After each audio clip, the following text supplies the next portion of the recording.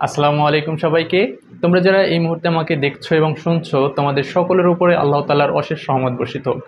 আজকে আমি তোমরা যারা এসএসসি 2025 সালে পরীক্ষার্থী আছো, তোমাদের বিজ্ঞান বিষয়ের উপর একটি সাজেশন দেব। প্রত্যেকটা বিষয়েরই কিন্তু একটি সাজেশনের দরকার আছে, কারণ তুমি যখন একটা সাজেশন ফলো করবা বা তোমাকে যখন একটা আমি সাজেশন দিব, তখন কিন্তু তুমি আইডেন্টিফাই করতে পারবা যে কোন অধ্যায়টা গুরুত্বপূর্ণ এবং কোন অধ্যায় থেকে প্রশ্ন বেশি আসছে এবং কোন অধ্যায় থেকে মোটামুটি আসে, অথবা কোন অধ্যায় থেকে একেবারেই প্রশ্ন আসে না। আর তুমি যখন এটা জানতে পারবা, তখন কিন্তু তোমার আসলে পড়ার যে ধারাবাহিকতা বলো, পড়ার যে রুটিন বলো, সেটা কিন্তু খুব সুন্দরভাবে মেনটেন করতে পারবে এবং দিন শেষে তোমাদের খুব রেজাল্টটা যে আসে সেটা খুব ভালো একটা রেজাল্টে পরিণত হবে। তাহলে আমি তোমাদের প্রথমে যে বিষয়টা বলবো, তোমাদের এই সাবজেক্ট অধ্যায় আছে কয়টা? এই সাবজেক্ট অধ্যায় আছে কিন্তু 14টা। একটু বোঝার চেষ্টা করো, যেখান থেকে তোমাদের প্রশ্ন আসে কয়টা? 11টা। এবং তোমাদের অ্যান্সার করতে হয় 60টা, তাই না? তো এই জিনিসটা আসলে অনেকে বুঝতে চাও না, যে তোমাদের প্রশ্ন আসে 11টা, সেই 11টা অধ্যায় যদি তুমি ফাইন্ড আউট করতে পারো যে কোন কোন অধ্যায়গুলো দিয়ে আসলে প্রশ্ন আসে, তাহলে কিন্তু তোমার 60টা কমন পাওয়া কোনো ব্যাপারই না, ঠিক আছে? এখন তোমরা অনেকে করো কি, এই যে 11টা অধ্যায়, সেই 11টা অধ্যায় ভালোভাবে তোমরা পড়ার চেষ্টা করো না, এই জন্যই তোমরা আসলে অনেক পিছিয়ে পড়ো। তো আজকে আমি তোমাদের দেখাবো যে কোন কোন অধ্যায়গুলো থেকে, 14টা অধ্যায়ের ভিতর কোন কোন অধ্যায়গুলো দিয়ে পরীক্ষায় প্রশ্ন আসে এবং কোন অধ্যায়গুলো দিয়ে প্রশ্ন আসে না, ঠিক আছে? তো পুরো ভিডিওটা সকলকে মনোযোগ সহকারে দেখার অনুরোধ রইল। দেখো, তোমাদের প্রথমে যে অধ্যায়টা আছে, এই অধ্যায়টাকে তোমরা একেবারেই বাদ দিয়ে দাও। এটা থেকে প্রশ্ন তেমন একটা আসে না, কোনো বোর্ডেই তেমন একটা আসে না। সো তুমি চাইলেই এটাকে স্কিপ করতে পারো, ঠিক আছে? এরপরে যে অধ্যায়টা আছে, জীবনের জন্য পানি, খুবই গুরুত্বপূর্ণ একটা অধ্যায়।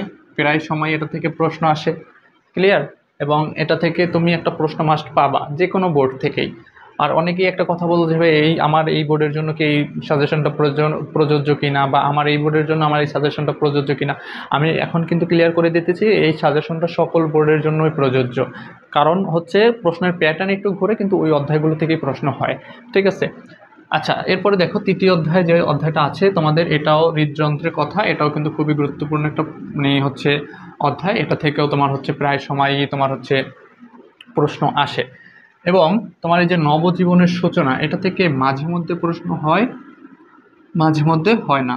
এবং হচ্ছে দেখতে হলে আলো চাই, এটা থেকেও মাঝে মধ্যে প্রশ্ন হয়, মাঝে মধ্যে প্রশ্ন হয় না। কিন্তু অধ্যায় দুটো গুরুত্বপূর্ণ, তুমি যে কোনো দুইটা অধ্যায়ের একটা থেকে প্রশ্ন পাবা, ঠিক আছে?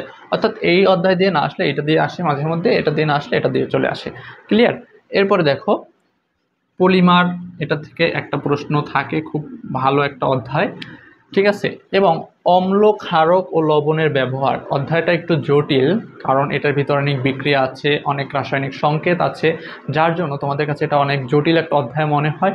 যদি কেউ পারো এই অধ্যায়টা কমপ্লিট করবা, ঠিক আছে? এই অধ্যায়টা যদি কেউ পারো তাহলে কমপ্লিট করবা, কারণ এটা থেকে একটা প্রশ্ন আসে, ঠিক আছে? অধ্যায়টা খুবই গুরুত্বপূর্ণ, কিন্তু তুমি চাইলে স্কিপ করতে পারো যদি তোমার পড়াশোনা করতে এই অধ্যায়টা বুঝতে কষ্ট হয়, ক্লিয়ার বিষয়টা?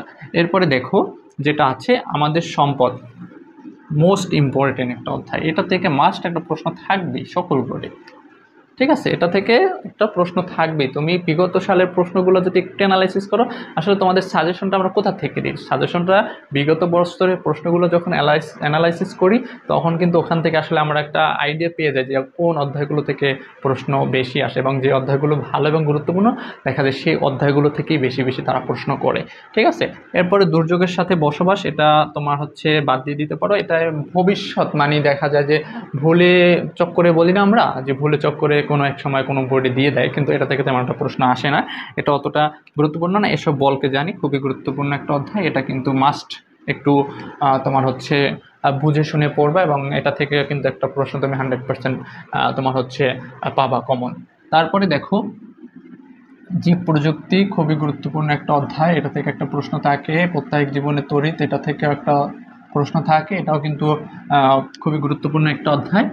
সবাই কাছাকাছি, এটা একদম বাদ দিয়ে দাও, এটা থেকে তেমন একটা প্রশ্ন আসে না। তোমার লাস্ট যে অধ্যায়টা আছে জীবন বাঁচাতে বিজ্ঞান, এখান থেকে মাস্ট একটা প্রশ্ন পাবা সকল বোর্ডে, ঠিক আছে? এখান থেকে মাস্ট একটা প্রশ্ন তোমরা পাবা। সো এখন একটু নিজে ভাবো যে আসলে আমার কোন কোন অধ্যায় থেকে মাস্ট প্রশ্ন আসে।